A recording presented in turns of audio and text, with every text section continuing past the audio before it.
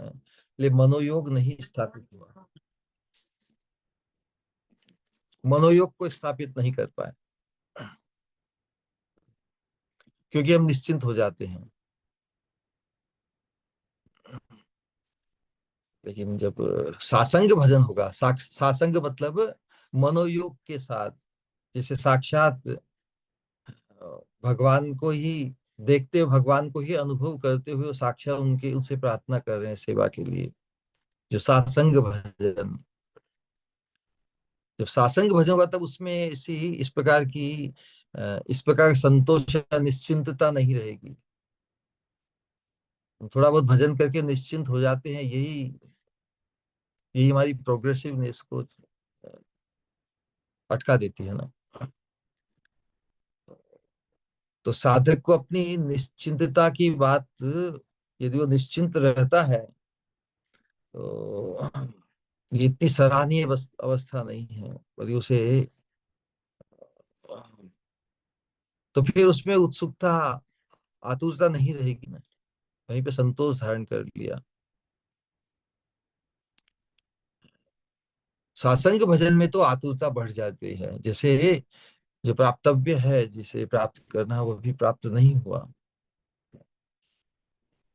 अनासंग भजन में ही ये अवस्था आती है कि हमने जितना किया वही ठीक है, उससे ज्यादा और क्या करें।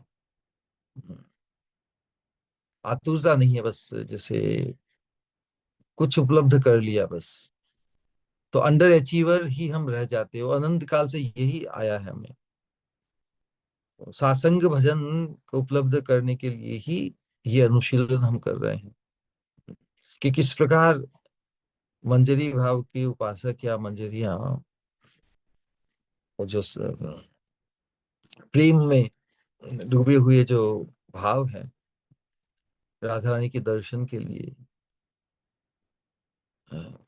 तो जो साक्षात भगवत दर्शन के लिए आतुर होकर जो प्रार्थना करते हैं, वो भाव है ना। जिनका अभाव खलता है उन्हीं के प्रति भाव होता है। तो क्या हमें राधा रानी के दर्शन का, उनकी सेवा प्राप्ति का अभाव खलता है? इसका मतलब, यदि खलता है इसका मतलब हम हमें भाव की प्राप्ति हुई है। तुम्हारा दर्शन बिने अधन्य यही रात्रि दिने, यही काल ना जाए काटायो, महाप्रभु की उक्ति चैतन्य चैतामृत में है।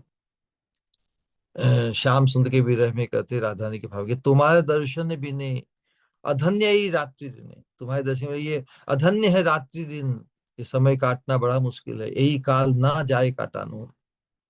तो सासंग भजन में इस दशा का कुछ न कुछ किंचित भाव समझ में आता है ना। इस ऐसी अवस्था हमें हमें प्राप्त हो,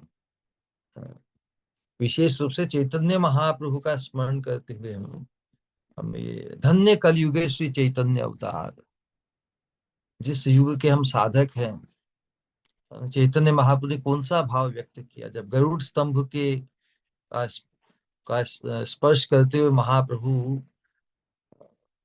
जगन्नाथ भगवान को देखते। जगन्नाथ भगवान है राधा विरह विधुर, चैतन्य महाप्रभु है कृष्ण विरह विधुर, दोनों कृष्ण ही है। एक में राधा रानी के विरह की व्याकुलता, तो इधर राधा रानी कृष्ण विरह की व्याकुलता में, तो दोनों ही, तो दोनों की जब चार आंखें मिलती है तो बड़ा संतोष होता है। जिस प्रकार कुरुक्षेत्र में राधा रानी से मिलन हुआ श्याम सुंदर का, वही अवस्था अनुभव कर रहे हैं महाप्रभु जगन्नाथपुरी में दर्शन करते समय। सोचते हैं कि मिलन तो हो रहा, लेकिन संगम नहीं हो पा रहा, क्योंकि वहां का माहौल अटपटा। इसलिए राधा रानी प्रिया कर रही कि पुनः वृंदावन आ जाओ, पुनः वृंदावन आ जाओ।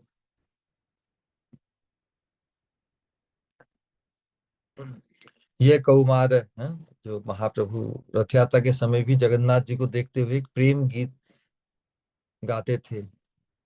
उसी उसी भाव में एक श्लोक रूप गोस्वामी ने भी लिखा, जो साक्षात उसका वर्णन है कि प्रिय सोयम कृष्ण सहचरी कुरुक्षेत्र मिलितस्, तथा हमसा राधा तदिदम उभयो संगम सुखम, तथाप्यंत खेलन मधुर मुरली पंचम जुषे, मनो में कालिंदी पुलिन विपिनाय स्पृहयति।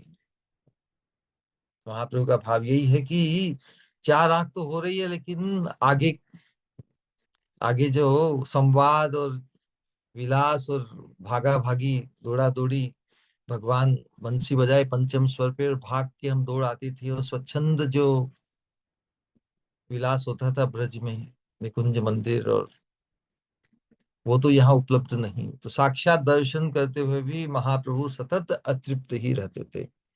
हम्म। तुम्हारा दर्शन बिने अधन्य यही रात्रि दिने, यही काल ना जाए काटानो, है ना। और लगातार अश्रुधारा महाप्रभु की आंखों से। वहां पर एक कुंड भी है जो भर जाता था, थोड़ा सा, है ना। गरुड़ स्तंभेर तले आछे एक निम्न खाले, से खाल भरी लो अश्रु जले। हाँ, इतने अश्रु जल किस लिए? वही अ, मिलन की।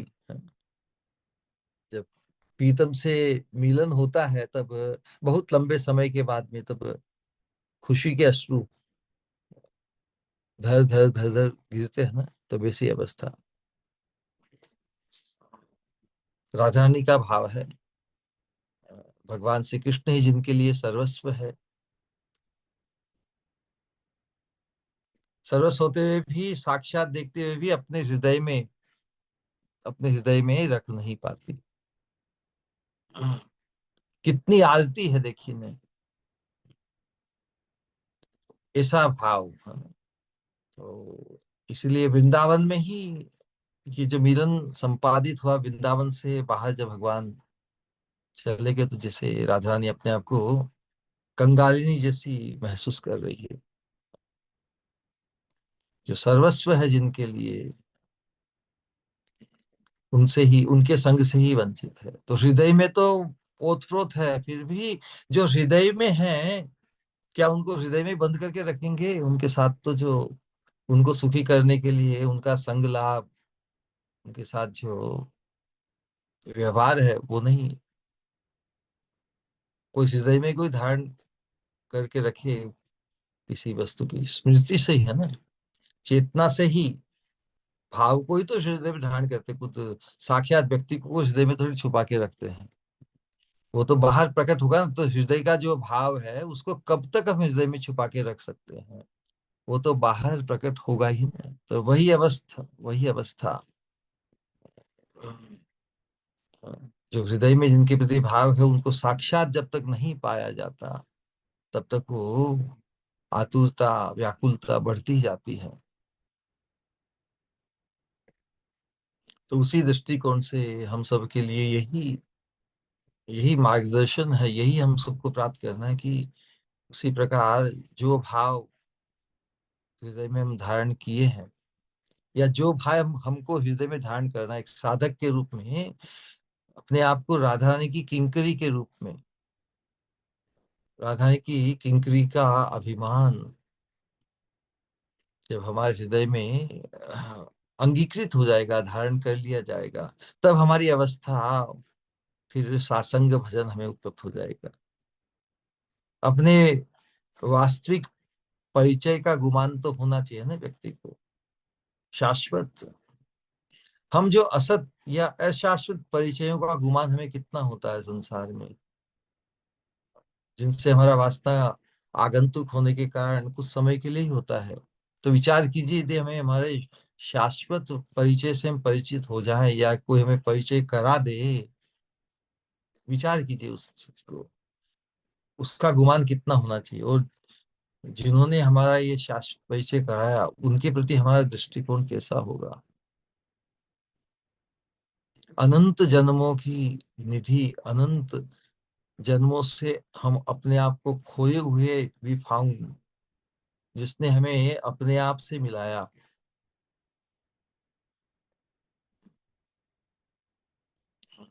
है ना। तो फिर हम बाकी दूसरे हमारे जितने भी परिचय हैं, जिन परिचयों में हम ने फैसिनेशन हमें ये बनना है, वो बनना है, इत्यादि इत्यादि अनंत वासनाएं, असत वासनाएं। तो फिर जब अपने वास्तविक परिचय से हम परिचित हो जाएंगे तो क्या संसार की कोई भी स्थिति, संसार का कोई भी स्थान या कोई भी स्थिति हमें क्या लालायित कर सकती है ना? क्या संसार की किसी अवस्था में हम निश्चिंत अनुभव कर सकते हैं क्या, कि बस हमें सब कुछ मिल गया, नहीं नहीं।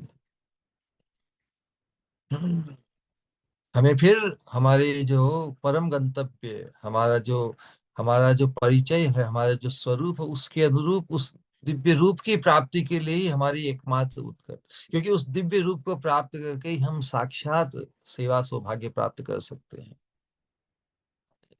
तो हमारे प्राणों में मंजरी बनने का की जो व्याकुलता है वो जागनी चाहिए ना। उसके लिए व्याकुलता नहीं जागृत होगी तो फिर हम कहीं ना कहीं समाधान यहीं पे कर लेंगे, संसार में ही। तुलनात्मक दृष्टि से हम अपना समाधान कर लेंगे, ठीक है हम इतने बुरे भी नहीं, बहुतों से अच्छे ही हैं। और इस प्रकार के अच्छे बुरे के भाव में ही, इस द्वैत में फंसकर हम दिव्य वस्तु के प्रति हमारी जागृति नहीं हो पाई, दिव्य वस्तु के अपनी दिव्यता से हम परिचित नहीं हो पाए।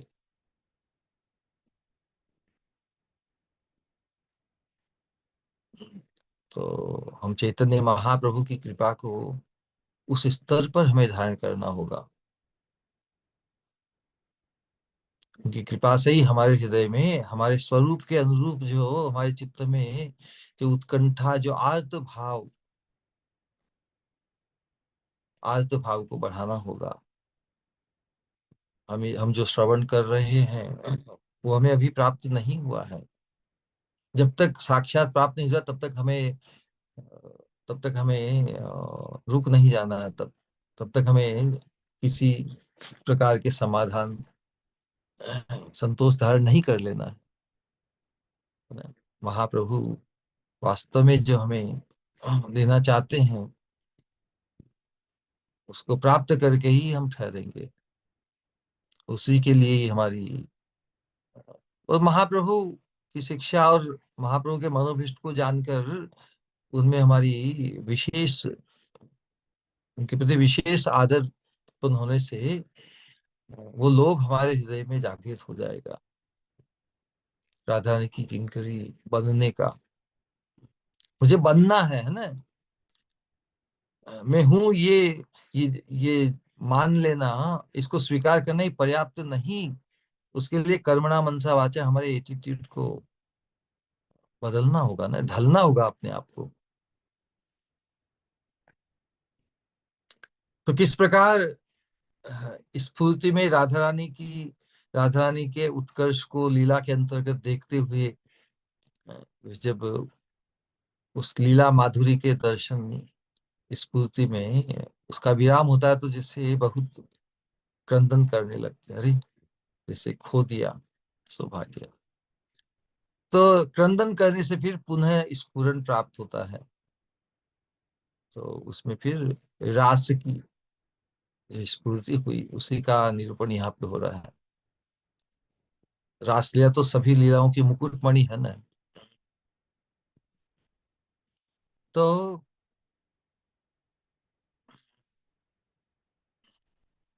प्रभुदानंद सरस्वती के चित्त पटल पर भी रासलीला की स्फूर्ति हुई है।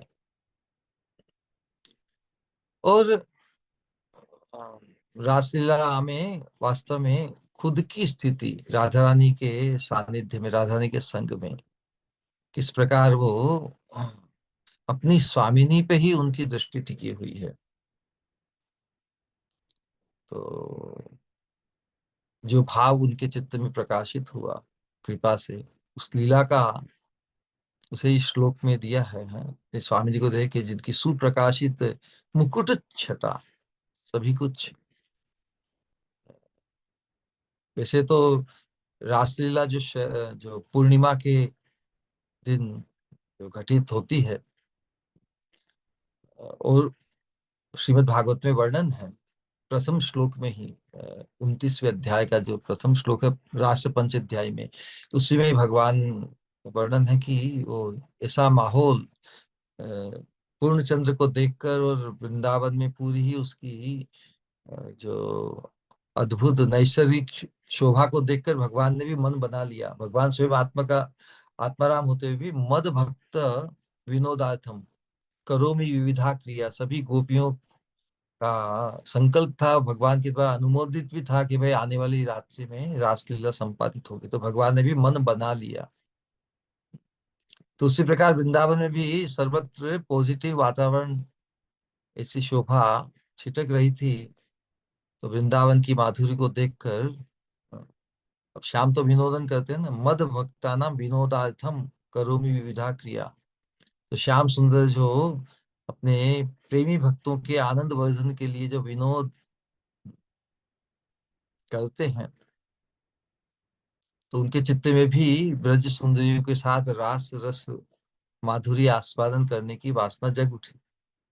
जो भगवान स्वयं आत्माराम आप्त काम, सभी इच्छाओं उनमें पूर्णता ही को ही प्राप्त होती है, तो उनमें फिर ये वासना, ये विरोधाभास नहीं लगता। लेकिन भगवान अपने आप में परिपूर्ण होते हुए भी अपने भक्तों के आनंद वर्धन के लिए, पद्म पुराण में वर्णन है, मद भक्ता नाम विनोदार्थम करोमि विविधा क्रिया, बहुत सी क्रियाएं करते हैं, तो उसमें कोई विरोध नहीं। कोई व्यक्ति अपने आप में कितना ही तृप्त पूर्ण हो, लेकिन जो स्वजनों के लिए तो कुछ एक्स्ट्रा एक्शन ले सकता है ना। तो ये जो अंतरंग लीला माधुरी भगवान की है गोपियों के साथ, राधा रानी के साथ, तो जैसे भगवान ने इसीलिए जो भगवान का जो आत्माराम नाम दिया है, उसका वैकुंठ जगत के संबंध से वही है कि अपने आप में ही तृप्त रहते हैं, उन्हें किसी की आवश्यकता नहीं। देखिए ब्रज निकुंज मंदिर के सापेक्ष से जो उसका वर्णन कि आत्माराम खुद की आत्मा में ही जो रमण करते हैं, तो श्याम सुंदर की आत्मा कौन? हमारी स्वामी श्रीमती राधा रानी। तो कहने का आशय यही है कि अपनी आत्मा के साथ विनोदन करने के लिए भगवान की भी, भगवान के हृदय में भी, क्योंकि सभी गोपियां राधा रानी भी श्याम सुंदर को सुखी करने के लिए आतुर है। तो जिस भाव से भक्त भगवान को सेवा करना चाहता है, उसके अनुरूप भगवान भी अपने आप को उपस्थित करते हैं। यही प्रेम का व्यवहार है। तो लेकिन इन गोपियों का राधा रानी का प्रेम इतना प्रबल है कि श्याम सुंदर के हृदय में भी उस रास रस माधुरी आस्वादन करने की वासना जगी। कोई इतना आतुर हो कुछ प्रदान करने के लिए, तो उसे ग्रहण करने की भी फिर इच्छा हो जाती है ना, तो वही है। तो सभी का आह्वान किया है भगवान ने बंसरी बजाकर। और वास्तव में जैसा कि हमने बहुत बार निरूपण किया है कि हमारी स्वामिनी जो रासेश्वरी का, रासेश्वरी श्री राधा रानी का जो भाव है, उसका जो उत्कर्ष है, उसकी जो एक्सक्लूसिव नेचर है, मादन माधुरी, मादनाक्य महाभाव की जो माधुरी की वैचित्री को पुष्ट करने के लिए, स्थापित प्रकाशित करने के लिए कोई एक्सक्लूसिव है, ये स्थापना बहुतों के बीच में ही होगा ना, उसी दृष्टिकोण से। तो राधा रानी के जो भाव माधुरी, मादन माधुरी की वैचित्री को प्रकाशित करने के लिए, उसे पुष्ट करने के लिए ही शतकोटि ब्रज सुंदरियों को भगवान ने आमंत्रित किया। क्योंकि उत्सव उत्सव तो एक एक दो से नहीं होता ना, उत्सव में बहुतों की आवश्यकता होती है। लेकिन उत्सव का जो सेंट्रल पॉइंट है वो कौन है? सेंट्रल पॉइंट राधा रानी है। हाँ, आपात दृष्टि से लगे बस सब कृष्ण भगवान ही सब जगह छाए हुए हैं, लेकिन अनंत गोपियों के होने के बावजूद भी श्याम सुंदर को सुख नहीं राधा रानी के बिना। इसलिए तो ये रासलीला में जो भगवान ने आह्वान किया सभी गोपियों को, है ना, तो ये तो विशेष है ना, सबका अधिकार नहीं, ब्रजवासी तो अनंत है, अलग अलग रसों में स्थापित है। लेकिन ये तो उज्जवल रस, मधुर रस, कांता रस में जो उन सब गोपियों को ही आमंत्रित किया, क्योंकि रास में तो गोपियां ही भगवान का संग लाभ करती है। सभी रसों सभी रसों का जो सार है, एसेंस है, वो सम्मिलित होता है। तो विचार कीजिए, जो सतत भगवान को सुखी करने के, उस कांता रस से भगवान को सुखी करने के लिए जो सतत आतुर रहती है, उन्हीं का ही आह्वान किया ना भगवान। जो आतुर नहीं है उस रस में, उनके लिए वंशी ध्वनि नहीं।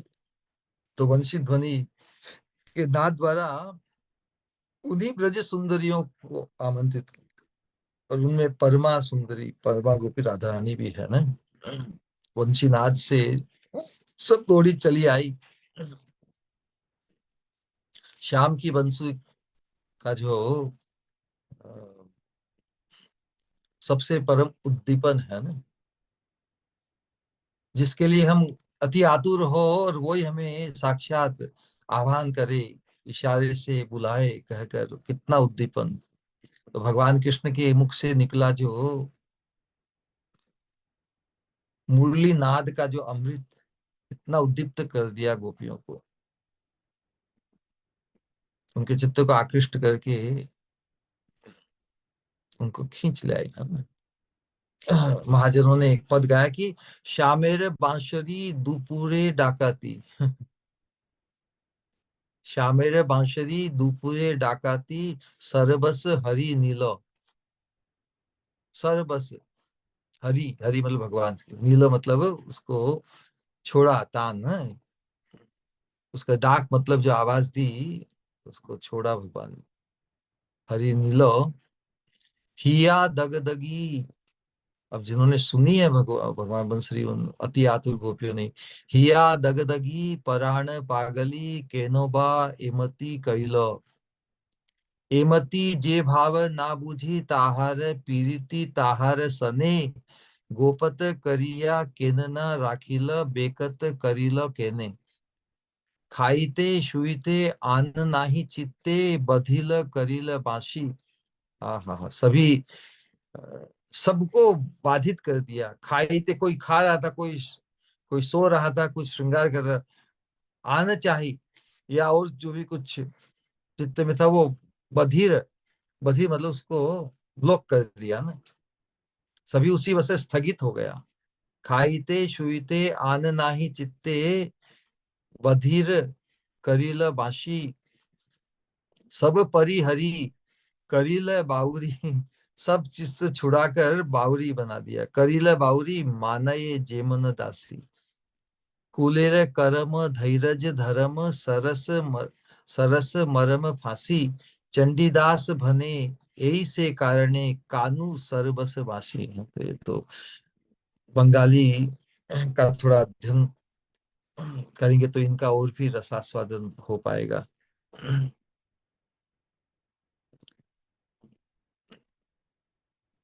तो सभी एकदम उन्मादित होकर, श्याम सुंदर द्वारा, बंसी द्वारा आह्वान हुआ, तो सब भाग के चली आ गई है। तो राधा रानी भी बंसी ध्वनि को सुनकर भ्रांत अवस्था को प्राप्त कर रही है। लेकिन स्वामिनी के साथ उनकी संगिनियां हैं, सखी मंजरियां, हमारी प्यारी स्वामिनी प्रेम पगली को, राधा रानी को रास के लिए उपयुक्त श्रृंगार कर रही है। तो यत्त पूर्वक श्याम सुंदर के पास ले जा रही है।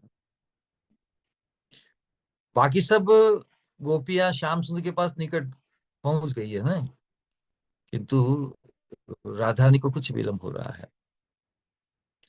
और राधा रानी के आए बिना तो रासोत्सव का शुभारंभ होगा नहीं। तो सभी, और श्याम सुंदर भी, राधा रानी कब आएगी इसके लिए सब आतुर है।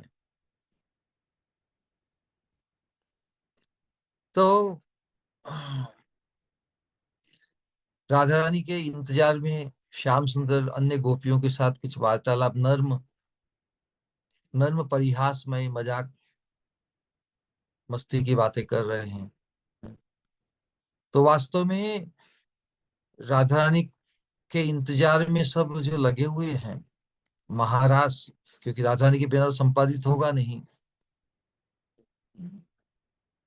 तो परिहास में जैसे बहुत बार अवज्ञा भी होती है ना, क्योंकि जब तक राधा रानी नहीं आती तब तक कुछ प्रारंभ नहीं होगा। तो एक प्रकार से जो रासलीला के लिए आए हैं उनके साथ रास, तो एक प्रकार का परिहास या अवज्ञा हो गई ना। तो सनातन गोस्वामी पाद ने एक सिद्धांत दिया कि महारास में ब्रज सुंदरियों के प्रति भगवान कृष्ण की जो उपेक्षा वाणी है, वो भी राशेश्वरी राधा रानी की प्रतीक्षा मूलक ही है। है ना? ठीक है, ठीक है, तुम वेट करो, अभी मेन व्यक्ति को आने दो। ऐसी है हमारी स्वामिनी की एक्सक्लूसिव पोजीशन, और सभी सभी सहमत होते ही हैं नेचुरली। सभी भगवान को पूर्ण प्रीति करते हैं, भगवान की प्रीति, और भगवान को यदि राधा रानी विशेष भाती है तो उसके साथ सबका समाधान है ना।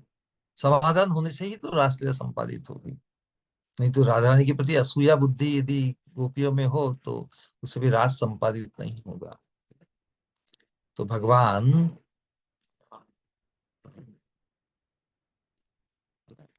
इसी राधा रानी की महिमा को यहाँ प्रकाशित किया गया है। तात्पर्य यही है कि जो भगवान परिहास रस का आस्वादन कर रहे हैं अन्य गोपियों के साथ, वंशीनाथ से सभी आकृष्ट होकर ब्रज सुंदरिया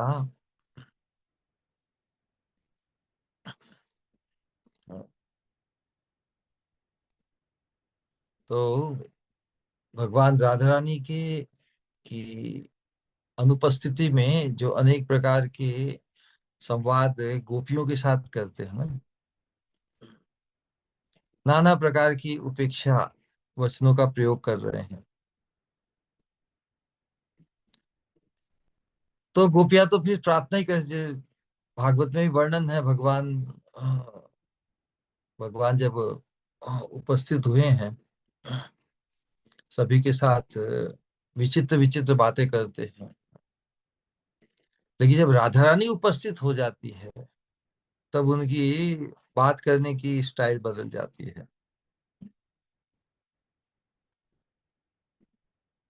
सभी ब्रज गोपियों के प्रेम की परीक्षा के लिए जैसे उनको रुचि नहीं है।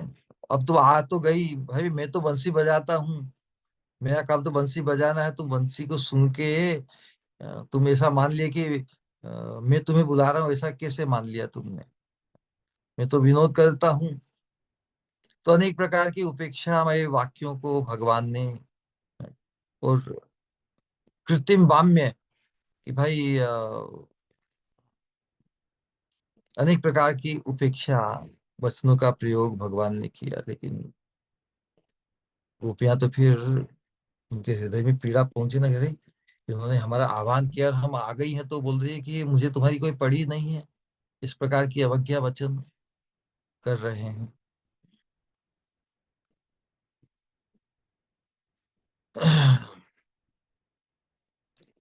लेकिन जब राधा रानी उपस्थित हो जाती है,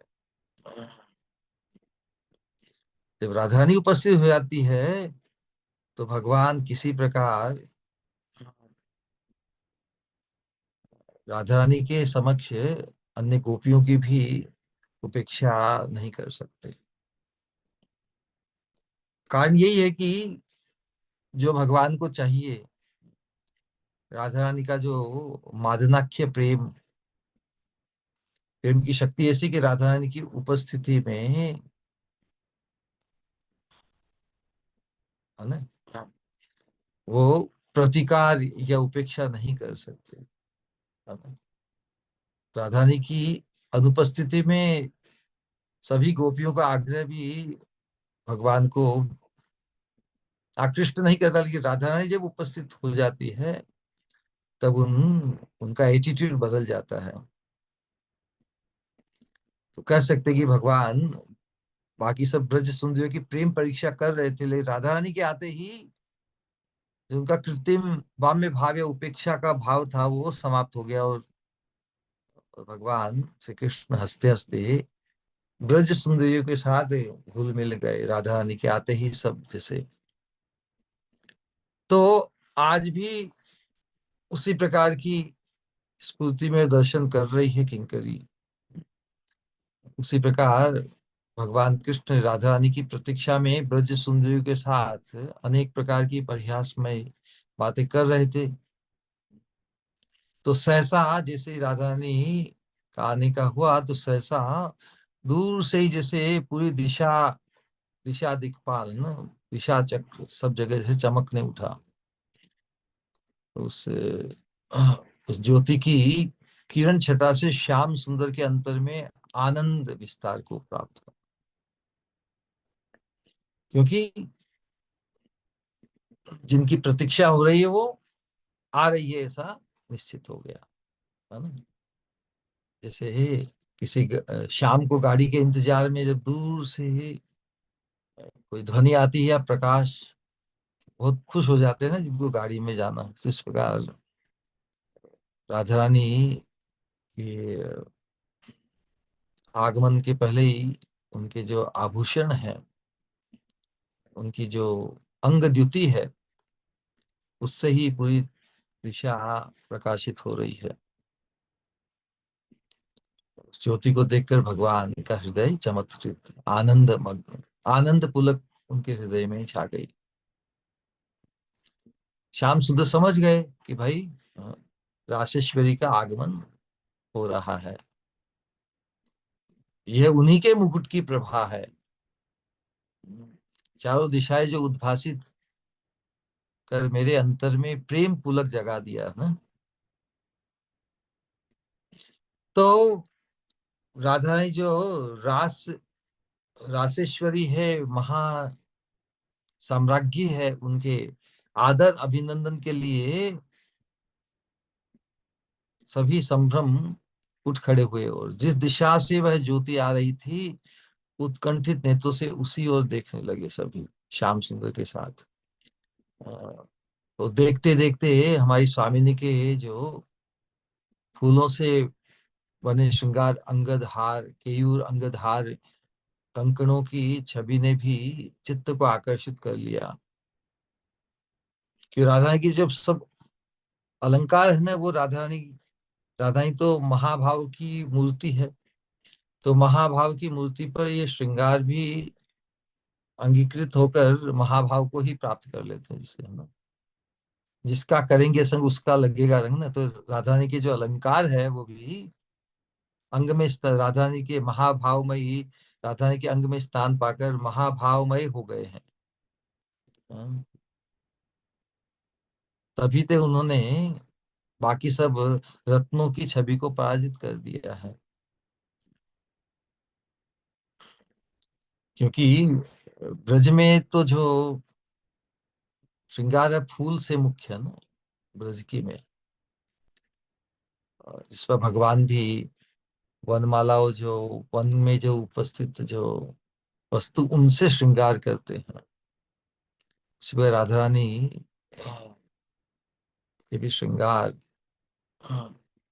उनका जो अंग सौष्ठव और जो भी श्रृंगार अंग ही जब महाभाव की मूर्ति, तो श्रृंगार भी अलंकार भी महाभाव को पा जाते हैं। उसी से तो उसी का प्रभाव, तो उस महाभाव का ही प्रभाव अधिक बढ़कर श्याम सुंदर को रोमांचित कर रहा है ना। तो किंकरी श्याम सुंदर राधा रानी के श्रृंगार और अंग द्युति श्रृंगार का प्रभाव, इसको देखकर श्याम सुंदर जिस प्रकार उन्मादित हो रहे हैं, उसे देखकर श्याम सुंदर के आस्वादन के माध्यम से राधा रानी के अलंकारों की जो कांति माला का आस्वादन कर रही है किंकरी। तो धीरे धीरे राधा रानी के कंकणों, किंकिणी और नुपुरों की ध्वनि सुनाई देने लगी। तो श्याम सुंदर के कर्णों में अमृत सिंचन हो रहा, जैसे उस मधुर ध्वनि को सुनकर नागर रस सागर में डूब रहे हैं। रासेश्वरी निकट आ गई है। तो श्याम सुंदर परम आदर के साथ सखियों के साथ रासेश्वरी को रासस्थली में ले आए। अब श्रीमती का मधुर रास नृत्य आरंभ होगा। किंकरी की दृष्टि श्रीमती के चरण कमलों पर टिकी है। चरण कमलों पर, क्योंकि वही लक्षण है हम सबका। राधा रानी का जो उत्कर्ष है, राधा रानी की जो सर्वोत्कृष्टता है, राधा रानी को पाने के लिए श्याम सुंदर भी कितने आतुर उत्सुक हैं। उन्हें पाकर श्याम सुंदर जिस खुशी को व्यक्त करते हैं, तो श्याम सुंदर को सुख प्रदान करना है, तो हमारी स्वामिनी का अभिष्ट है, तो अपनी स्वामिनी का मनोभिष्ट श्याम सुंदर के माध्यम से पूर्ण होता देखकर किंकरी की भी खुशी का कोई पार नहीं। लेकिन चरणों में ही उनकी दृष्टि टिकी हुई है कि चरण सेवा, पाल्यदासी बनकर राधा रानी के इशारों इशारों को ही हूबहू पालन करने में है। चरणों में शरणागत अर्थात उनकी आज्ञा के अनुसार रहने की पूरी तैयारी। उसी अवस्था में इस पृथ्वी में विराम आ गया। तो हमारे श्रीपाद साधक आवेश में आरती के साथ कहते हैं, क्या कहते हैं? आरती के साथ कहते हैं, अरे मन उन्हीं राधा नामक ज्योति का भजन कर। तो राधा नामक ज्योतिका के चरणों का भजन कर, जिनसे दिव्य ज्योति प्रकाशित हुए। तो जो ज्योति को धारण कर दिया, ज्योति अनंत ज्योतियों के जो स्रोत है वही तो ज्योतिका कहलाती है। तो राधा रानी का एक नाम है, तुम श्री राधा नामक ज्योतिका के चरणों का भजन करो। श्रीमद पाद सरोरुहम भज मनो राधा विधानम है। अब ये तो अनुशीलन जो इसका महत पुरुषों ने अपने दिव्य भाव और अंतरंग चिंतन से जो स्फूर्ति पाई है, उसी को यहाँ प्रकाशित किया। हम तो केवल इसको हूबहू मतलब रेडीमेड तैयार, है ना, आस्वादन कर रहे हैं। लेकिन इस आस्वादन के लिए भी कितने तैयार हो पाते हैं किसी। तो इसीलिए कहता है कि जब कोई वस्तु अति अति कीमती, अति उत्कृष्ट होती है और कृपा से ही जो लब्ध होती है, तो कृपाहीन व्यक्ति इतनी सुलभ होते हुए भी जिस जो कृपा से संपृक्त हो जाता है, उसके लिए अति दुर्लभ वस्तु भी जैसे सुलभ हो जाती है, जैसे हमें सबको हो रही है। ये कृपा अलब्ध व्यक्ति के लिए बहुत निकट होते हुए भी बहुत दूर बनी रहती है। इस प्रकार का इस प्रकार की कृपा को लाभ कृपा का लाभ हम सबने किया है। तो इस अति दुर्लभ वस्तु का जो लाभ हमें मिल रहा है, और हमारे हृदय में हमारी स्वामिनी की एक प्रिय किंकरी होने का जो गुमान है,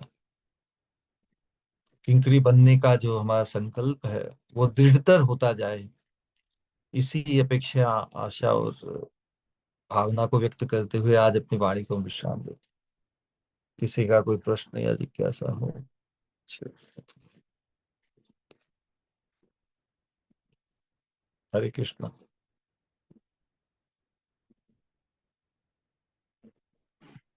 प्रणाम श्री गुरु। हरे कृष्ण। हरे कृष्ण।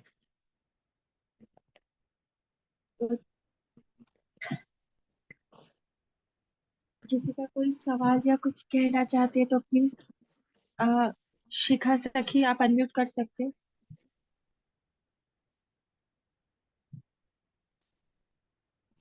प्रणाम श्री गुरु। हरे कृष्णा। हरे कृष्णा, वेलकम।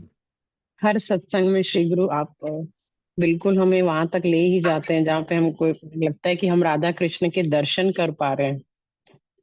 और ये जो सासंग भजन वाला जो पॉइंट श्री गुरु आपने बताया, ये बिल्कुल वही कि मतलब एक अपना डिफेक्ट या अपना फील हो रहा है कि किस तरह से हम लोग के भजन में क्या कमी है, कि भगवान को जो एकदम अनुभव करते हुए भजन होगा वो ही हमें भगवान तक पहुंचाएगा। ये बात बहुत बहुत ही अच्छी लगी श्री गुरु। अ,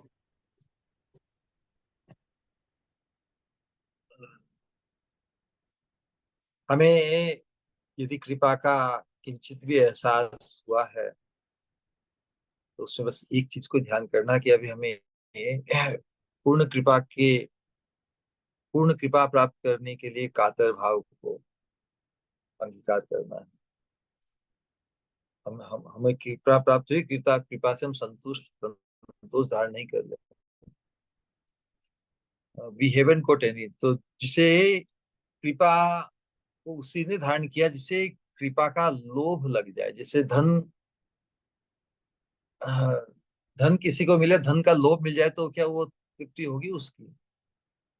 कितना ही धन प्राप्त हो जाए, तो हमें आपात दृष्टि से, दूसरों की दृष्टि से कोई कहे भाई बहुत कृपा प्राप्त हुई है तुम्हें, बहुत कृपा प्राप्त हुई है, लेकिन हम उस अल्टीमेट कृपा के बिना अपने आप को कंगाल ही समझे।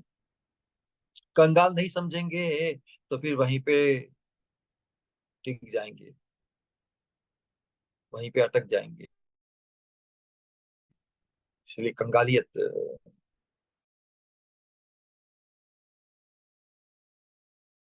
राधारानी साक्षात को देख के भी कुरुक्षेत्र में अपने आप को कंगाल समझ रही है ना, क्योंकि तृप्ति नहीं हो पा रही है। केवल दर्शन से तृप्ति नहीं, वो तो लोग बढ़ता जा रहा है ना। शिष्टाष्टक में पहले महाप्रभु थोड़ा थोड़ा बोलते हैं, क्या बोलते हैं वो? धूलि सदृशम। पांचवा श्लोक कौन सा है? अयि नंद तनुजे किंकरम पतितम माम विषय में भवा बुधो, कृपया तव पाद पंकज स्थित धूलि सदृशम विचिंत। बहुत दैनिक है कि भाई कैसे ही चरणों की रज का कण बना के मुझे वहां रख लो। नैनम गलदश्रुधारया वदनम गद गद रुद्धया गिरा पुलकै नित्यं बपु गदा तव नाम ग्रहणे भविष्यति। ये स्पृहा, ये युगायतम निमेश इत्यादि कहने का आशय यही है कि हम जो चीज उपलब्ध हो गई वहीं पर हम रुक नहीं जाए, परम उपलब्धि भी बाकी है।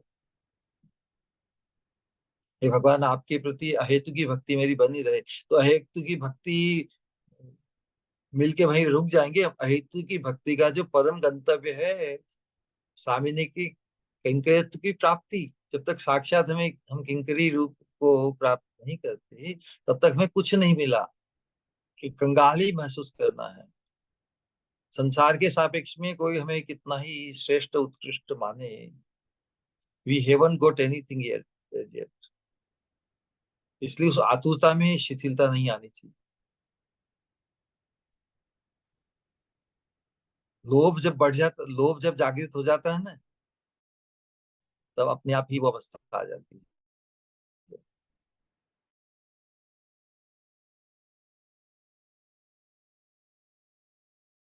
मूल्य मेघम सुकृत न लभ्य। लोभ जब, जिसको चुकाकर उस परम गंतव्य तक पहुंच पाएंगे।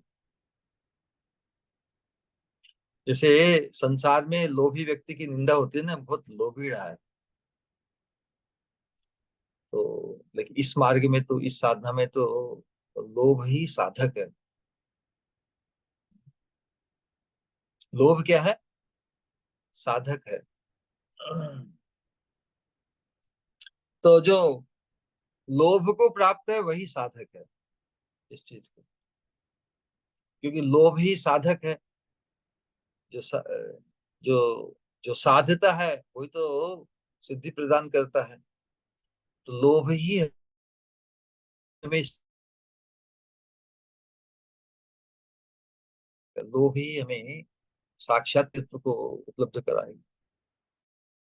इसलिए लोभ मांगना चाहिए हमारी प्रार्थना के अंतर्गत। हम जो वैदिक भक्ति में जो जप इत्यादि करते हैं, उसमें जो दुर्लभ वस्तु है भगवान से मांगनी है, तो उस चीज को मांगो जो मांगे बिना प्राप्त नहीं हो।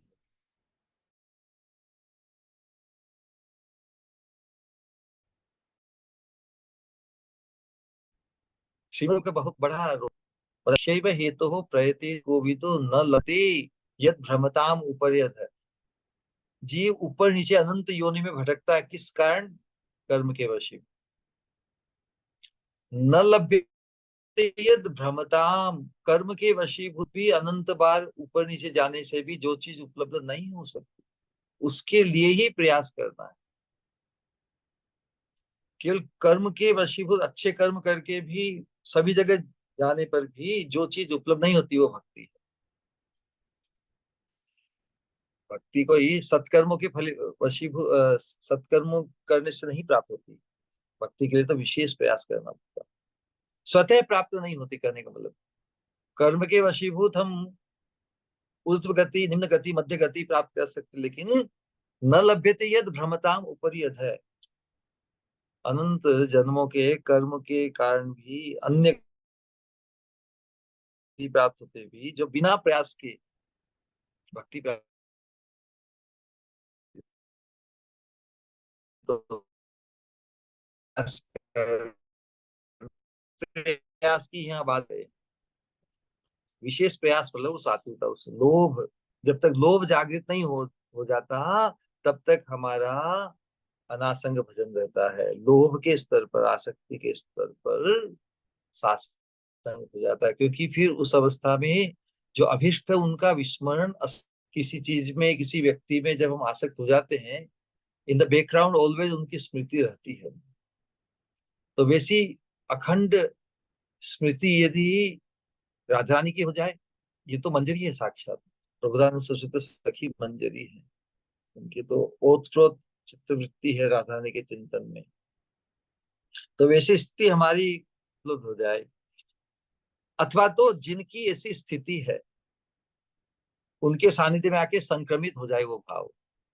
ये संक्रमण का है ना, आज संक्रमण की बात आई ना, ये हमें संक्रमित करना है इस प्रकार की।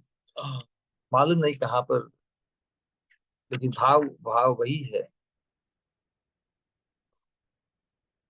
संक्रमण। तो सत्संग, सत्संग से ही वो संक्रमण प्राप्त होगा। तो जिस जिस भाव से हम संक्रमित होना चाहते हैं, उस भाव से संक्रमित व्यक्ति को आइडेंटिफाई करना होगा ना, तो वो सहज हो जाएगा। हम डायरेक्ट राधा रानी का चिंतन करके संभव है, लेकिन निश्चित वी नीड ए गारंटी। इसलिए एक श्लोक आता है, भगवान कहते हैं कि जो भगवान का जो भजन करता है, बड़ा चित्र, कभी रेफरेंस में उसका श्लोक को कोट करेंगे।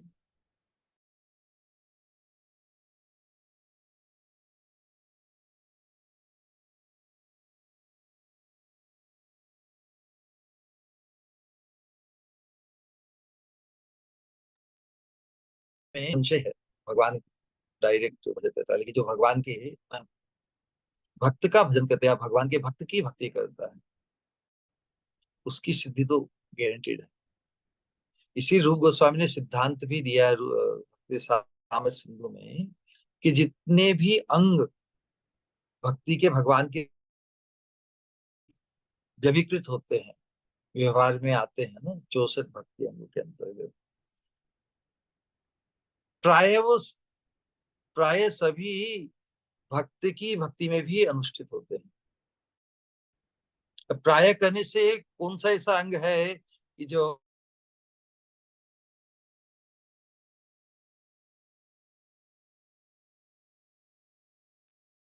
Sorry to interrupt Shri Guru, actually ये वाले फोन से जब आप लॉगिन कर रहे हैं ये वीडियो रुक रहा है श्री गुरु। anybody thinks that वो काफी कुछ मिस हो गया श्री गुरु। really जी ओके श्री तो गुरु। वो दूसरे वाले मोबाइल में एकदम अनस्टॉप्ड चल रहा था पहले जैसे।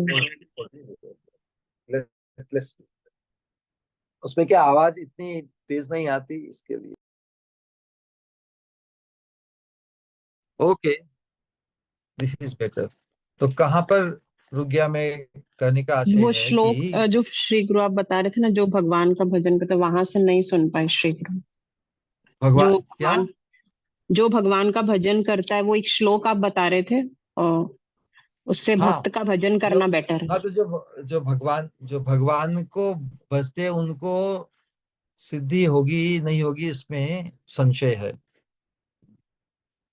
लेकिन जो भगवान के भक्त का भजन करने का तात्पर्य है कि उनका जो भगवान के साथ जो संबंध, जो उनका भाव प्रकाशित हुआ, उस भाव के प्रति हमारा, उस भाव को पाने के लिए डायरेक्ट भगवान से की भक्ति करके उनमें भाव प्रकाशित हो सकता है, नहीं भी हो सकता है, बट इट्स नॉट गारंटीड।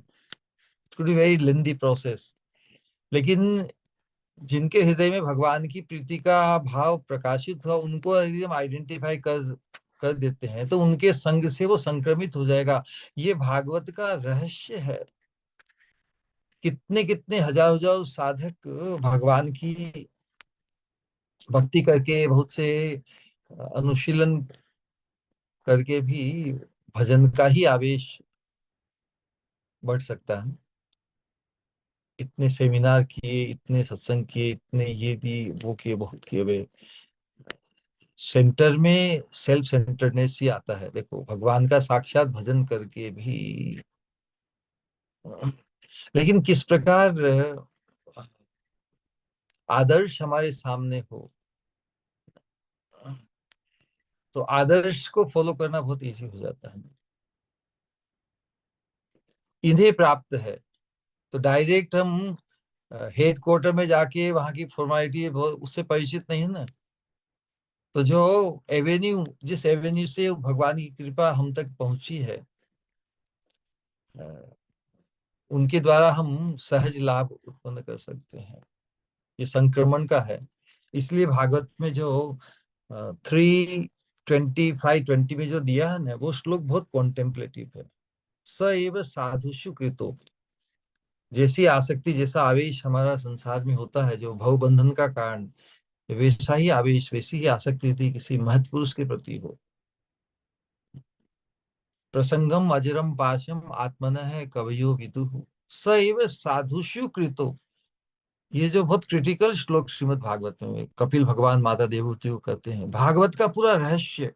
यदि 18 श्लोकों में एक श्लोक को यदि भागवत धर्म को सिद्ध करने के लिए एक इम्पिटस कोई पाना चाहे तो इस श्लोक में है, 3:25-20। हम तो साधना के क्रम में सभी चीजों से अनासक्त होने का प्रयास करते हैं ना, लेकिन दिव्य व्यक्ति के प्रति आसक्ति ही मोक्ष द्वार पावित, हमारे भगवत प्राप्ति का कंकरत्व को प्राप्त करने। तो मोक्ष द्वार पावित में भगवत प्राप्ति में जिस भाव के साधु साधक के प्रति हमारी अनुरक्ति होगी, उनके सानिध्य से उनके हृदय का भाव का संक्रमण होगा, है ना। सैव साधुषु कृतो मोक्ष द्वारम अपावृतम। इसी बात को समझना है कि हमारा जो मार्ग है वो संक्रमण का है। भगवान डायरेक्टली बहुत, वैसे भगवान अंतर्यामी या सर्वत्र होते हुए भी साक्षात तो अपने धाम में है ना, या भी साक्षात जब वो किसी के सामने प्रकट हो, वो प्रकट कैसे होंगे? उस भाव को प्राप्त, उस कातर भाव को उपलब्ध किए बिना हम कैसे, है ना? तो कातर भाव खुद प्राप्त करे डायरेक्ट, उसकी अपेक्षा इसकी जो पद्धति है, एवेन्यू है, वो संक्रमित होने की है। छाड़िया वैष्णव सेवा, हमारा जो वैष्णव का, भक्तों का, महत्पुरुषों का संग सेवा के माध्यम से है ना, उनकी सेवा के भाव को छोड़कर किसका निस्तार हुआ है? तो संक्रमित होना है हमें। और जब संक्रमण हो जाएगा तब तब फिर हमारा जो श्रवण होगा, जो अनुशीलन होगा, वो अलग स्तर का हो जाएगा। एक तो जो कहते हैं ना कि रियलाइज्ड एप्लीकेशन, नॉट जस्ट औपचारिक।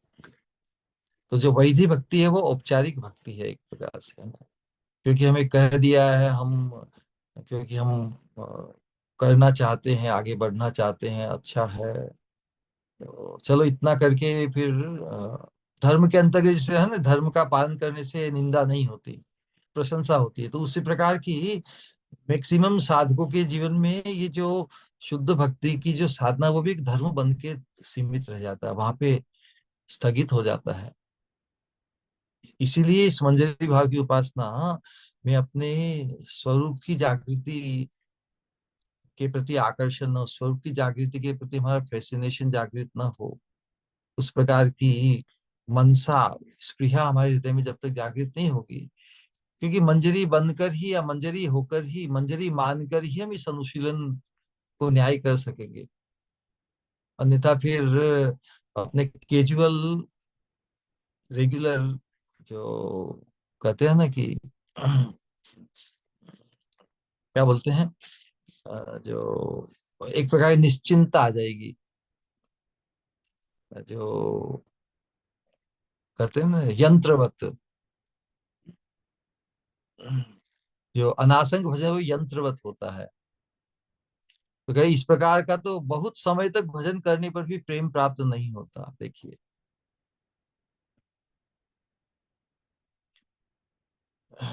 लेकिन जब सात्संग भजन में इस प्रकार की निश्चिंतता नहीं, जब तक साक्षात प्राप्ति नहीं होती तब तक हम रुकेंगे नहीं, कुछ भी प्राप्त नहीं हो। क्यों? लोभ जब बढ़ जाता है तो जो अप्राप्त है उसको प्राप्त करने की जो का जो आवेश है वो बढ़ जाता है। सभी कुछ जो भाव की प्राप्ति, ये अद्भुत वस्तु है। उसके बाद में then we will be carried forward on our own. इसकी तुलना जो हम बार बार देते हैं ना कि हम साधन भक्ति में हम रनवे पे दौड़ रहे हैं, दौड़ रहे हैं, दौड़ रहे हैं, दौड़ रहे हैं, और सबको दिख रहा है कि हम दौड़ते, डेली दौड़ते हैं, लेकिन हमने उतना मोमेंटम भी प्राप्त नहीं किया है कि हम टेक ऑफ कर सके। तो जिसने टेक ऑफ किया है वो हमारा जो संशय है ना, संशय क्या है कि मैं इतना दौड़ के कहीं गिर नहीं जाऊं, या what it is like to take of.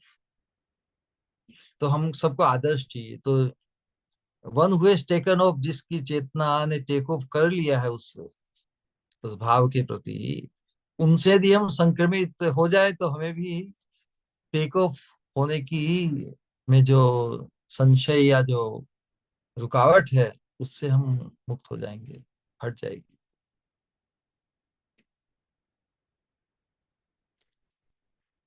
Alright,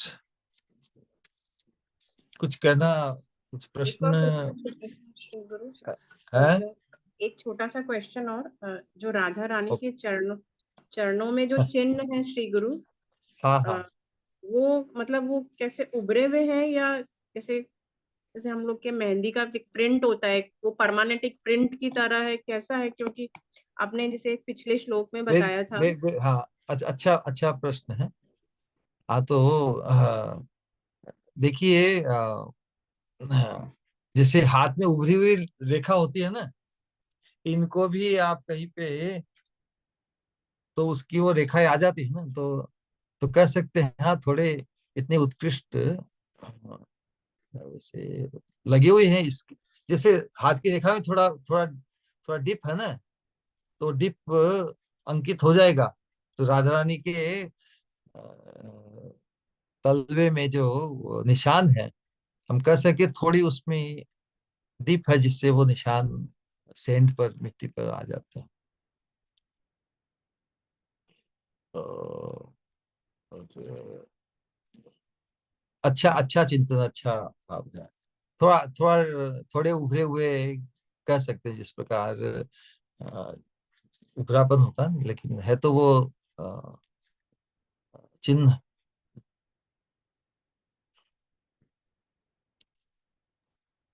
और एक चीज श्री गुरु, ये जो षड गोस्वामी की जो पिक्चर्स हम लोग देखते हैं, या जो भी उनका एक साथ एक रहता है, उसमें ये एक रैंडम ऐसे पिक जस्ट बना हुआ है हमारे लिए, या उसमें रूप गोस्वामी कौन है, कुछ इंडिकेशन है श्री गुरु? हाँ, अ, उसमें रूप गोस्वामी का जो चरित्र है, उनकी जो लेख है, उनसे उनका मुख्य परिचय है। वैसे तो अब मूर्ति में उनको गोस्वामी वेश में बना के जो षड गोस्वामी को दिया है ना,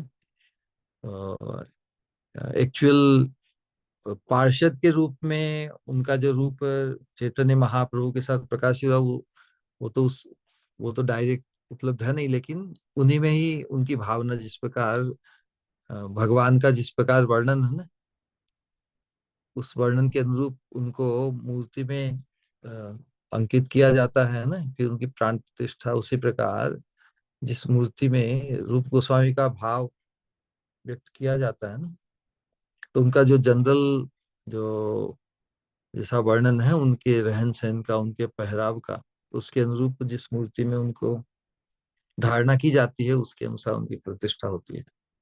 ठीक ना। जी श्री गुरु, कोटि धन्यवाद तो इसी श्री गुरु। प्रकार षड गोस्वामियों के बीच 6 मूर्ति बनाकर, एक को रूप गोस्वामी, एक को रघुनाथ, थोड़ा थोड़ा उसमें परितों से, जैसे रघु सनातन गोस्वामी उनसे थोड़े बड़े हैं, रूप गोस्वामी और सनातन गोस्वामी की जो 2 मूर्तियां बनेगी, उनमें सनातन गोस्वामी थोड़े अधिक उम्र के लगेंगे, इस जी श्री प्रकार गुरु, से दो था। दो बहुत ओल्ड है, और दो के हाथ में बुक है लिखने हाँ वाली, और दो थोड़े यंग है। तो वही मेरे हाँ को हाँ लगा कुछ तो डिफरेंस है जो हम नहीं जानते हैं। हाँ। श्री- और सबका एक एक अलग अलग विशेषता उसमें यदि व्यक्त की जा सके उनकी मूर्ति में, तो अच्छा है। जैसे जो रघुनाथ भट्ट गोस्वामी जो थे, वो भागवत भागवत वाचते थे और भागवत का वर्णन करते थे। उनकी इतनी दक्षता थी कि सभी बाकी गोस्वामी उनसे भागवत श्रवण करने जाते थे। रघुनाथ भट्ट गोस्वामी, रघुनाथ दास गोस्वामी का जो वैराग्य, उनकी जो भावना थी, सब सब सब गोस्वामी का एक विशेष विशेष है इसमें। गोपाल भट्ट गोस्वामी राधा रमन जी को प्रकट कराया ना, रूप गोस्वामी राधा गोविंद देव इत्यादि। तो सभी का परिचय हम अलग अलग जानते हैं ना, लेकिन मूर्ति में तो जिस भाव को हम जिन्होंने मूर्ति की स्थापना की, उसमें रूप गोस्वामी के भाव से उनकी स्थापना की, तो वो रूप गोस्वामी है ना।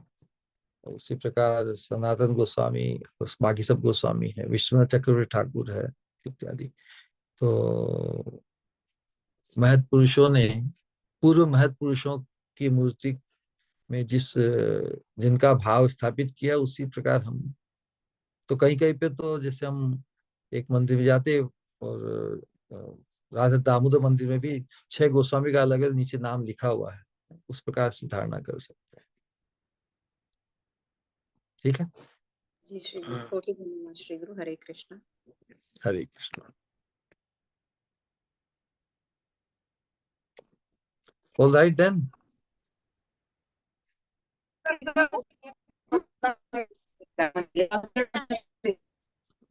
सखी कुछ सवाल है आपका? हाँ, कौन बोल रहे हैं? सखी आवाज बोलिए। थोड़ी क्लियर नहीं आ रही है। वो ट्रेन में है ना, उनकी गति मेरे ख्याल से। जी जी शिव। ऑल राइट, लिख लिख के भी दे सकते हो। ये सखी आप चैट में लिख दो।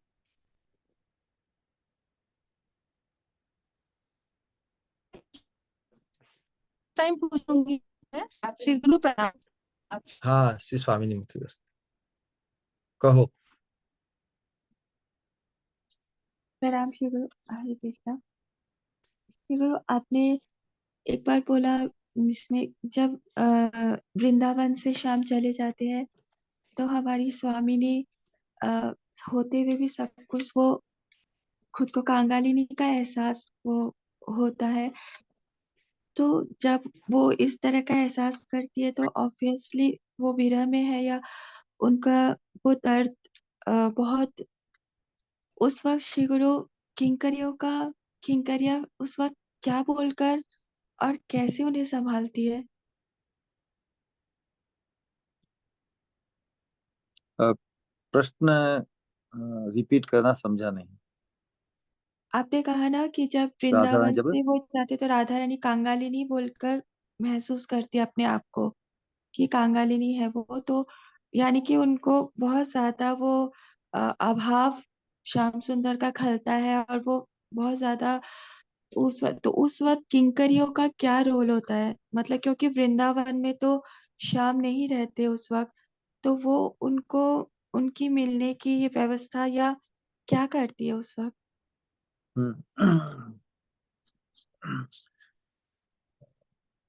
किंकरिया तो इसलिए तो ये जो हम अनुशीलन कर रहे हैं अभी राधा रस सुधा निधि का, ये निकुंज मंदिर की जो वृंदावन की ही जो प्रश्न वृंदावन से बाहर कर दिया ना शाम को, तो यस। इसीलिए इसीलिए जो राधा वो गोपियों और राधा रानी का जो उत्कृष्ट प्रेम है प्रकट लीला में हम सब हम सब के लिए प्रकाशित किया कि भगवान के प्रति जो गोपियों का प्रेम है, तो भगवान अपेरेंटली चले गए दूर, फिर भी उनके लिए ही वो आतुर, उनके लिए उनका रिप्लेसमेंट किसी के साथ नहीं किया। हाँ? और इसीलिए जो वृंदावन में एक साथ प्रकट प्रकाश और अप्रकट प्रकाश है,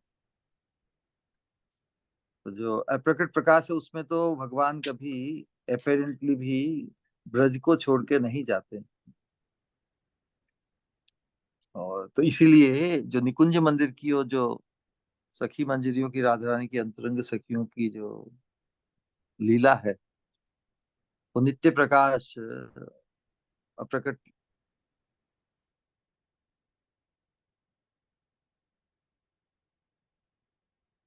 जो नहीं देख पाते, उस प्रकाश में नित्य निकुंज लीला चल ही रही है।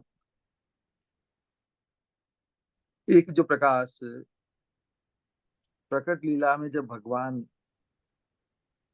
का आविर्भाव होता उस समय हम सभी सभी जगतवासियों को भगवान की इन प्रेम लीलाओं का परिचय मिलता है, और उनको श्रवण करके भगवान की कमनीय हरकतों को देखकर सभी जो भगवान के पार्षद नहीं हैं उनको भी भगवान का संगी, भगवान की कृपा प्राप्त करने का अवसर मिलता है।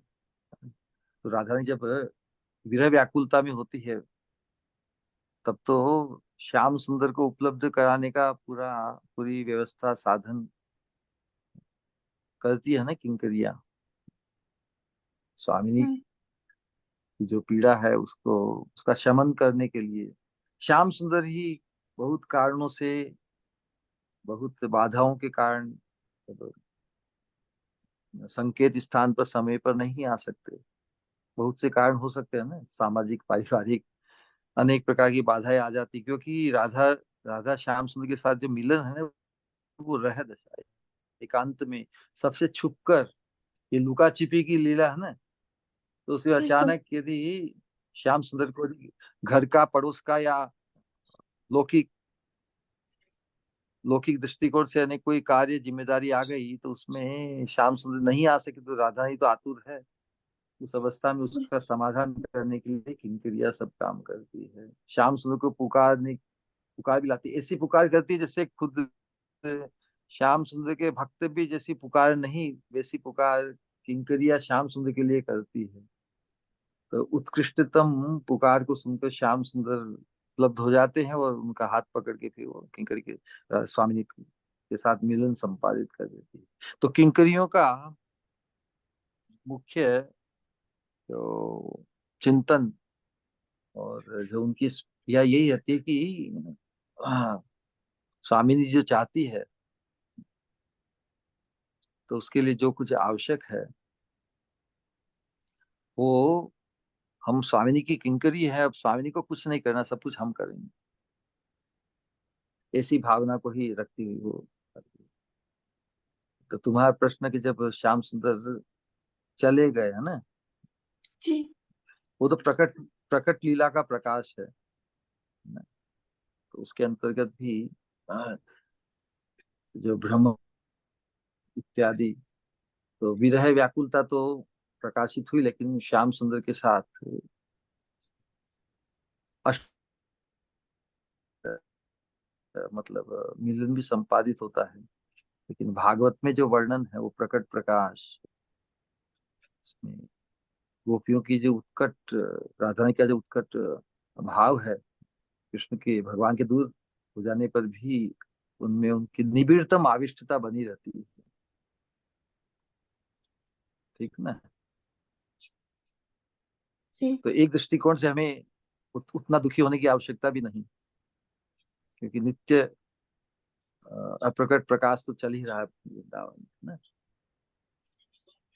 लेकिन बिल्कुल। आपाततः है संसार के बद्ध जीवों को राधा कृष्ण का और गोपियों का जो अटूट प्रेम, इतने वर्ष के विरह के बाद दूर होकर भी उनको ही चाहे, वो श्याम सुंदर को ही चाहने लगे। संसार में इतना लंबा समय यदि किसी को किसी प्रेमास्पद के बिना रहना पड़े, तो संसार के व्यवहार में, है ना, कोई भी अवस्था संसार में तो कहें भाई, यौवन अवस्था का ही जो यौवन अवस्था में जो सेवा या जो संस्कार होते हैं, वो समय निकल जाता है तो फिर उससे उसके बावजूद भी प्रेमास्पद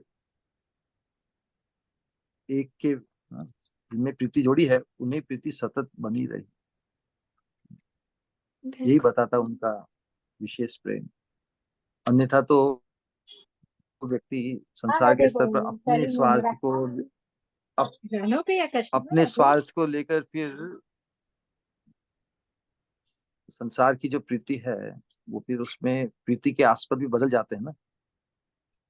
तो लेकिन बिल्कुल। वैसे एकांतिक आदर्शमय प्रीति राधा कृष्ण की, और क्योंकि उसमें उस प्रीति में वो न्यौछावर करना चाहते हैं। संसार की प्रीति में हम जिसके प्रति आकर्षण या प्रीति होती है उसको हम अपना बनाना चाहते हैं, अपना अपने लिए करना चाहते हैं।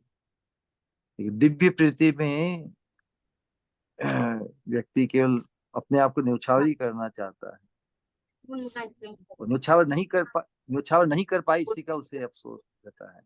लेकिन जो केवल न्यौछावर करने में ही, प्रेमास्पद के प्रति न्यौछावर होकर ही जो सुख अनुभव करता है, उसमें फिर होपलेसनेस नहीं ना, उसमें कोई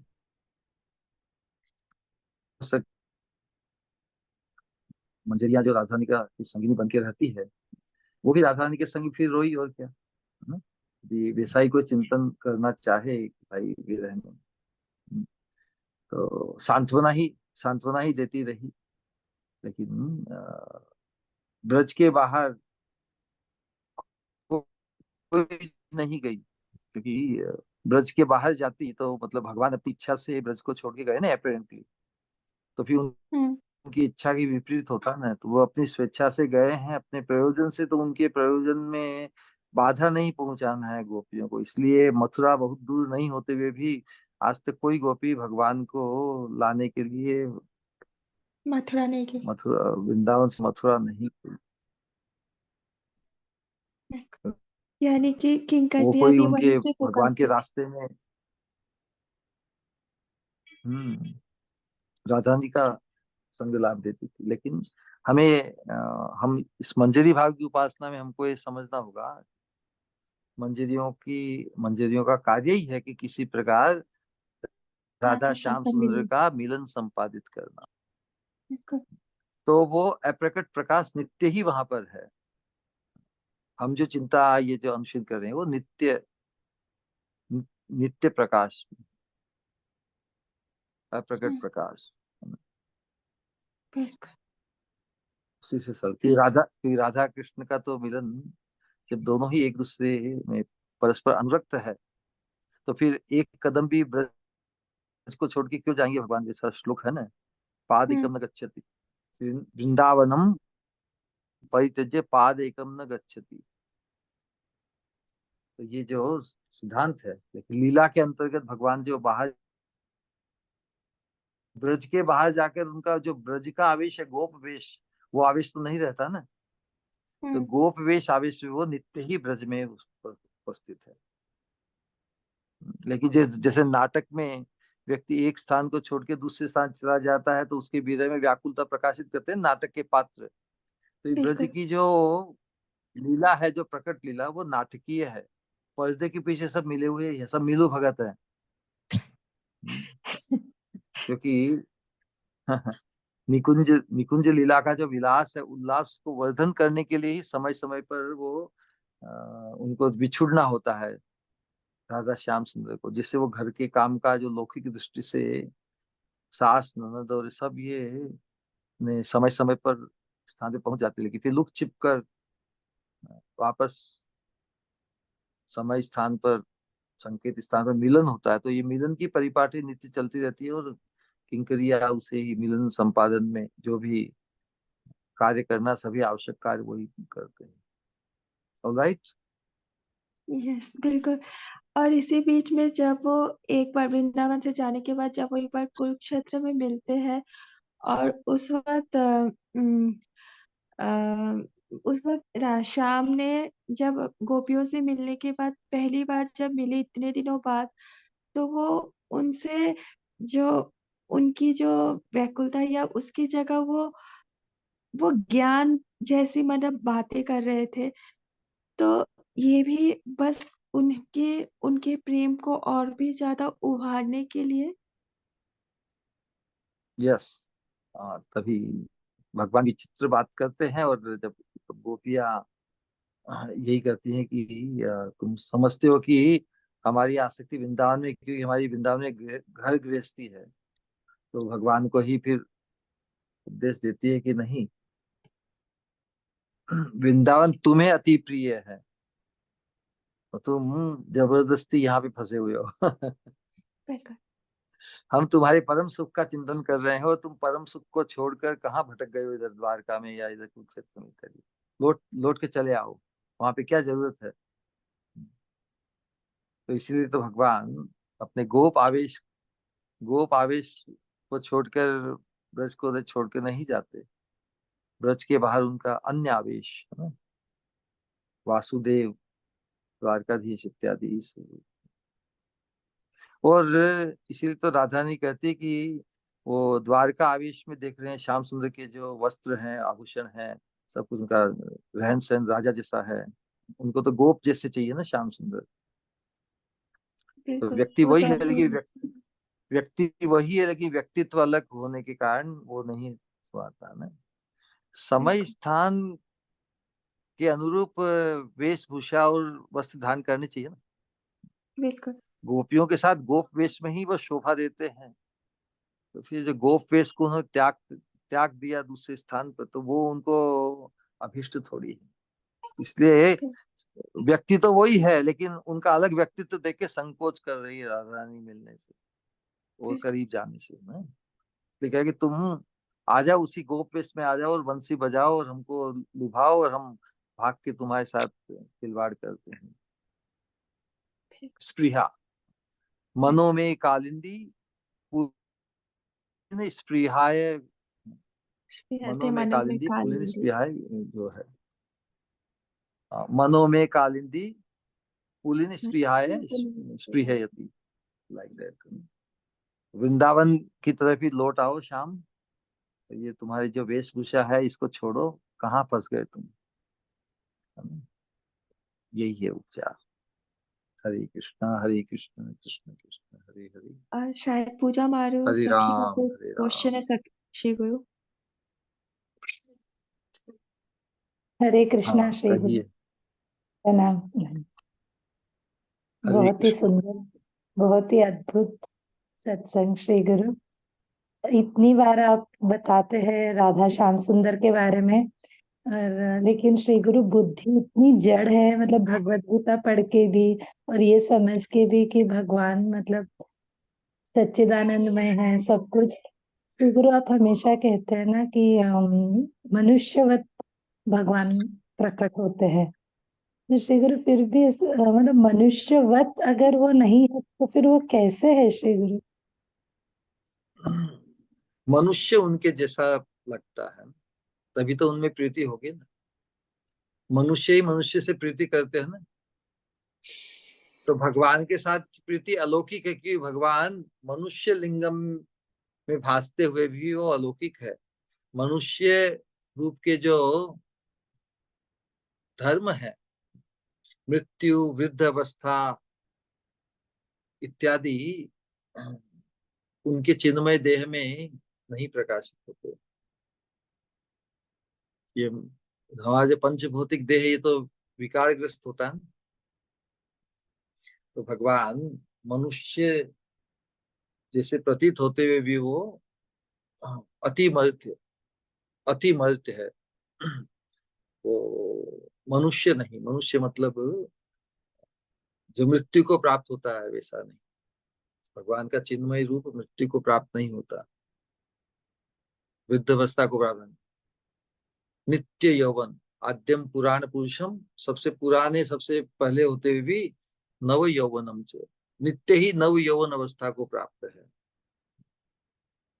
तो इसीलिए हम भी उनके उनके प्रति हमारा आकर्षण है, उनका संगी होने की हमारी जो स्पृहा है वो यदि जागृत हो जाए तो भगवान कहते हैं मेरे मित्रवादो यद गत्वा न निवर्तन्ते, if you follow my path, मेरे मार्गदर्शन को तुम फॉलो करो तो तुम मेरे पास आ जाओगे। तो भगवान कृष्ण चैतन्य महाप्रभु के रूप में आके जो मार्गदर्शन लेटेस्ट वर्जन होता है ना भगवान का, उसमें कुछ विशेष होता है कि नहीं? तो कोई कृष्ण की आज्ञा का पालन करे गीता में, उससे विशेष चैतन्य महाप्रभु की आज्ञा का पालन करना। जो लेटेस्ट ऑर्डर होता है उसको पालन करेंगे ना। तो भगवत गीता में जो भगवान कह रहे हैं कि मेरे शरणागत हो जाओ, मैं तुम्हें सभी पापों से मुक्ति दूं। तो शरणागति का जो स्वरूप विशेष रूप से प्रकाशित किया चैतन्य महाप्रभु ने राधा रानी के चरणों के कंकड़ के लिए। तो हमारा जो कृष्ण भजन है वो भी राधा रानी की प्रीति को प्राप्त करने के लिए। कृष्ण से हम यदि प्रार्थना भी करते हैं तो जो महाप्रभु हमें देने आए हैं उसे उपलब्ध करने के लिए, कि यही महाप्रभु का मनोभिष्ट है। तो हमारा भजन साधना जो कुछ भी है उससे परम गंतव्य, परम गंतव्य की तरफ प्रोग्रेसिव बने रहने के लिए है। प्रोग्रेसिव तो बने रहना होगा। We can not afford to become static at any stage. इसीलिए इस सत्संग में बार बार हम अपने आप को प्रोग्रेसिव बने रहने की ग्रंथि हमें पढ़ी कि नहीं है अभी तक, क्योंकि हम बहुत प्रकार के स्टैटिक मोड्स में चले जाते हैं ना संसार में। अरे इतना क्या करना, चलो छोड़ो ना उसको, इसको नहीं छोड़ना है। हम बहुत सी चीजें करके छोड़ने के अभ्यास हो जाते हैं ना, क्या है उसके एक एक के पीछे पड़े हो, है ना, छोड़ देते हैं ना। लोगों के कहने से अपने भी कहे कि भाई अति हो जाती है। इस मार्ग में अति होती ही नहीं। अति सर्वत्र वर्जयेत, संसार के दृष्टिकोण से कहा है, लेकिन इस मार्ग में, इस चेतना में तो अति ही नहीं होती। कितना भी करो अभी पर्याप्त नहीं, इसलिए करते ही चले जाओ, करते ही चले जाओ। Stay ever progressive. ऑलराइट।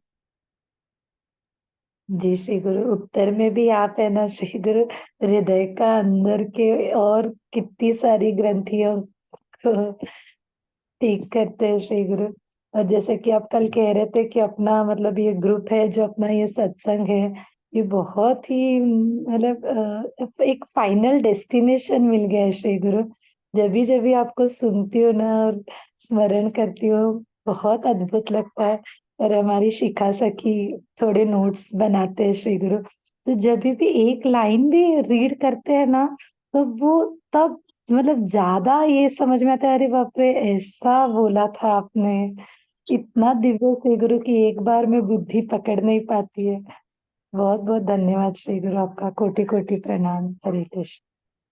हाँ, ये ऐसी प्रबल स्पृहा आकर्षण रहेगा तो संक्रमण हो ही जाएगा। और हमें तो संक्रमित होने के लिए तैयार रहना है ना, तो फिर कौन से बचा पाएगा। जैसे कोरोना में कहा ना भाई, दूर रहो दूर रहो दूर रहो, दूर रह के संक्रमण से बचना चाहते थे।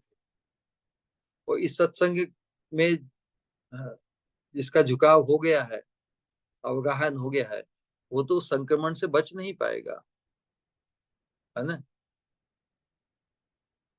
तो फिर आगे बढ़ते ही चले जाना है। संक्रमित होना ही सौभाग्य है ना। संक्रमित हो जाना ही परमार्थ सिद्धि की गारंटी है। जब तक हम संक्रमित नहीं होते तब तक ही वंचित रहते हैं। ये कैसा पैराडॉक्स है नहीं। कोई संक्रमित नहीं होना चाहता संसार में, संक्रमण से बचना चाहते हैं। और इस मार्ग की तो सिद्धि संक्रमण से है। उस कोरोना कृपा से सब वंचित मुक्त रहना चाहते थे। ये कृपा हो तो क्यों उससे वंचित रहे। तो ये रियल करुणा कृपा है। हमारा जो सत्संग, इसको नाम क्या कर सकते हैं, करुणा कृपा का। तो महाप्रभु की, राधा रानी की जो कृपा है, करुणा, वो सत्संग के माध्यम से हम सबको संक्रमित करके ही छोड़ेगी। बोलिए हरे कृष्ण कृष्ण कृष्ण हरे हरे, हरे राम। मुझे कुछ बोलना है? कहो।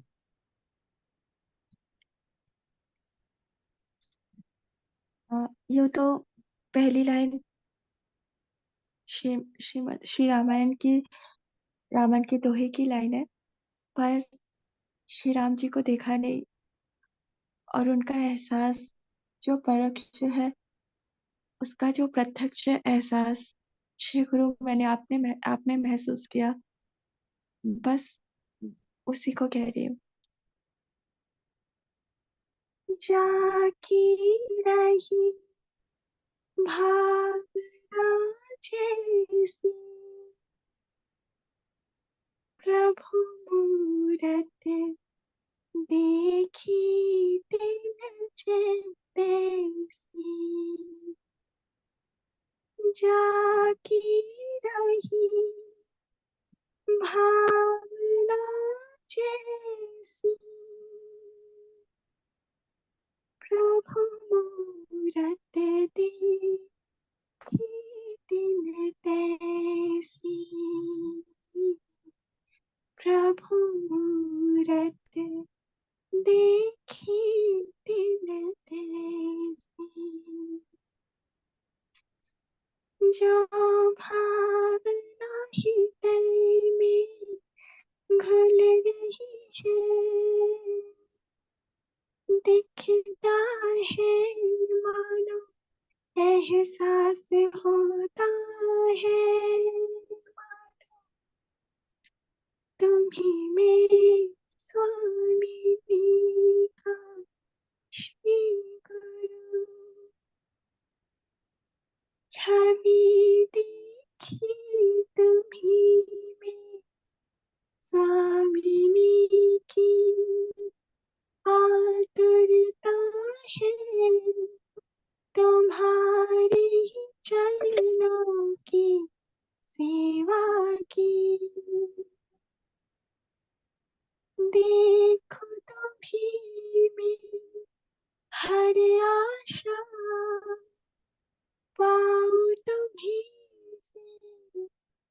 निर्भयता, देखो तुम्ही में हर आशा, पाऊं तुम्ही से निर्भयता, जीवन की डगर में तुमने दी पहचान मुझे, उत्साह से हृदय भर जाता है, जब सोचती हूँ उस परिचय को जो दिया आपने।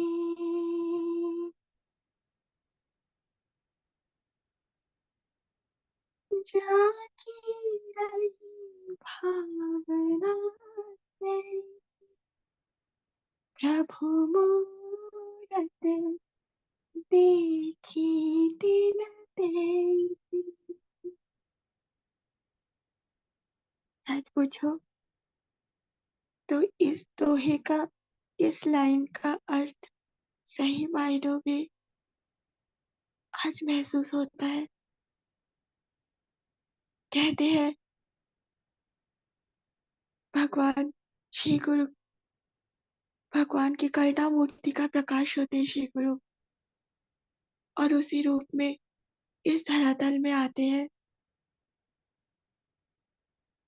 हमें साक्षाधारी रूप में मिलने के लिए।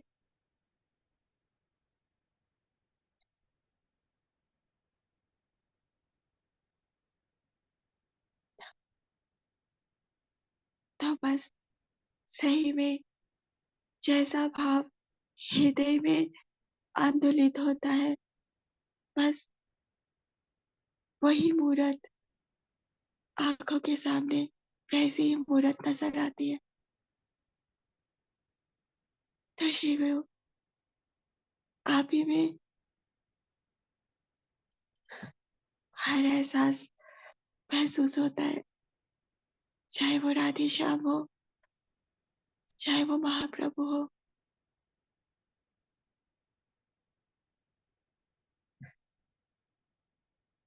और जो अमृत वर्षा, जो कृपा की बारिश आप करते हो, ऑफ कोर्स ये कृपा की बारिश ही मानो सबको जैसा लगता है सुलभ हो जाएगा। रास्ता मानो है कठिन, है बहुत दुर्लभ, पर जो कृपा की बारिश आप कर रहे हो तो ये कठिन मार्ग भी सुलभ ही महसूस होता है और सुगम ही लगता है। आपका कोटि कोटि धन्यवाद श्री गुरु। धन्यवाद शब्द इस नेवर एवर सफिशिएंट, पर फिर भी प्रणाम। हरे कृष्णा। हम सब 3 बार हरे कृष्णा महामंत्र का उच्चारण करेंगे हमारे प्रिय श्री गुरु के सम्मान में, प्रियता और पूज्यता के भाव के साथ। हरे कृष्णा कृष्णा कृष्णा कृष्णा कृष्णा हरे कृष्णा हरे हरे हरे हरे राम हरे राम राम राम हरे हरे हरे कृष्णा हरे कृष्णा कृष्णा हरे हरे कृष्णा कृष्णा हरे राम राम राम हरे कृष्णा कृष्णा कृष्णा कृष्णा हरे राम राम। प्रणाम श्री गुरु। प्रणाम श्री गुरु। प्रणाम श्री गुरु। प्रणाम श्री गुरु। हरे कृष्ण। प्रणाम श्री श्री गुरु। स्वामी मति रस। प्रणाम श्री गुरु। हृदय से कहेंगे प्रणाम परम श्री पूज्य गुरु। भक्ति स्वरूप गोविंद महाराज जी की जय। जय जय जय श्री हरे कृष्णा। निताई गौर प्रणाम श्री गुरु। भक्त की हरे जय। कृष्णा। प्रणाम निताई श्री गौर गुरु। प्रेमानंदे। प्रणाम श्री गुरु। हरे हरे श्री गुरु। प्रणाम श्री गुरु। हरे कृष्णा। श्री स्वामी मति रस। प्रणाम श्री निताई गुरु। गौर हरे प्रेमानंदे। कृष्णा। हरे वेरी नाइस। गौर प्रेमानंदे हरि हरि। निताई गौर प्रेमानंदे। निताई गौर प्रेमानंदे।